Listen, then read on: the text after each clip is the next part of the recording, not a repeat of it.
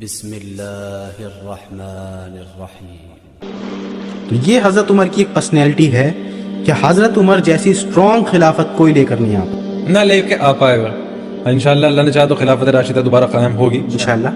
لیکن جو عروج اللہ کے رسول کو اللہ تعالیٰ نے دیا وہ عمر بن خطاب کے زمانے میں دیا، اور عمر بن خطاب اللہ کے رسول کی وفات پر جو تلوار سونتے کھڑے تھے کہ جس نے کہا محمد کی وفات ہوئی ہے میں اس کی گردن اڑا دوں گا، اس کے پیچھے کافی ساری وجہیں تھیں۔ ایک تو یہ کہ اللہ کے رسول نے خود فرمایا تھا کہ یہ جو محل ہے نا پرشیا کے محل، یہ میرے قدموں میں ڈھیر آگے ہوئے۔ کریں گے۔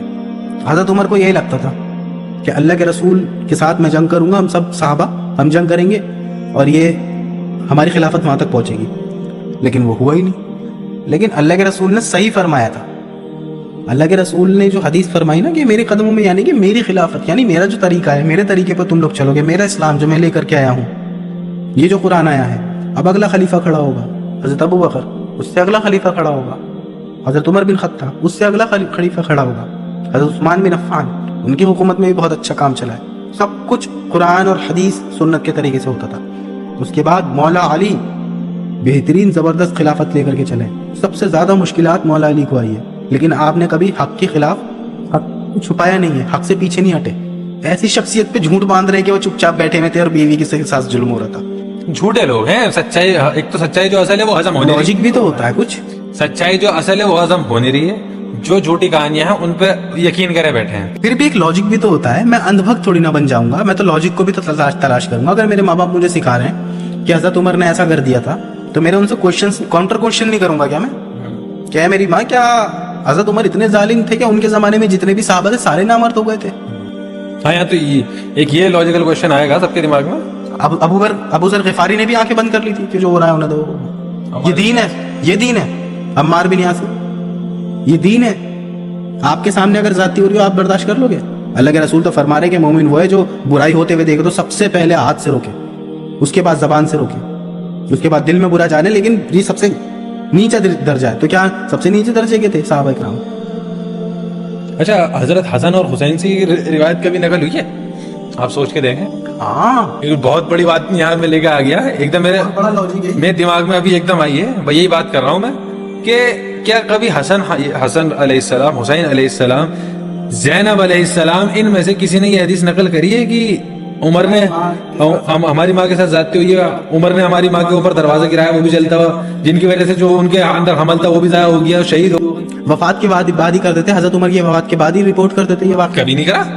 کچھ نہیں ہے، موجود ہے، کہیں سے کہیں تک نہیں ہے، کوئی ثابت نہیں کر سکتا اس بات کو آج بھی۔ بس یہ ایک ایسے ہی یہودوں کی طرف سے یہ چیزیں ڈالی گئیں فرقہ بنانے کے لیے، اور اب نیا بالکل تیار ہو چکا ہے نیا فرقہ۔ جی ماتم کر رہے ہیں، جی کیا کر رہے ہو بھائی؟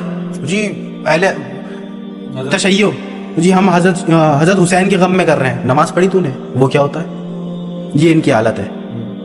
اور یہ گند کرنے والے ہمیں بتائیں گے کہ حدیث پہ ریسرچ کرنا ہے، سند کیسے دیکھنی ہے۔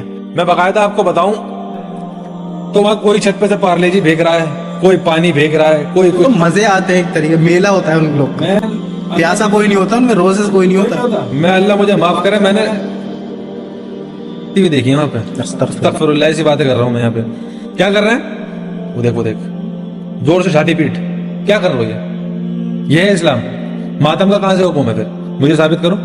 میں صرف ایک سوال کروں گا۔ ایک بے وقوف مجھ سے بولتا ہے کہ جب فرعون جب ڈوبا ہے نا تو اللہ تعالیٰ نے کہا کہ فرعون کی وفات پہ نہ کوئی رونے والا تھا نہ کوئی افسوس کرنے والا تھا۔ تو اس نے کہا کہ دیکھو فرعون کے مرنے پر نہ کوئی رونے والا نہ کوئی افسوس کرنے والا، اس کا مطلب حسن حسین کے مرنے پر یعنی شہید ہونے پر آپ افسوس بھی کرو اور ماتم بھی۔ نہیں تو نہیں، میں ابھی ایک سوال ہے میرا آپ سے پھر اسی بات پہ، امام زین العابدین نے ماتم کرا ہے؟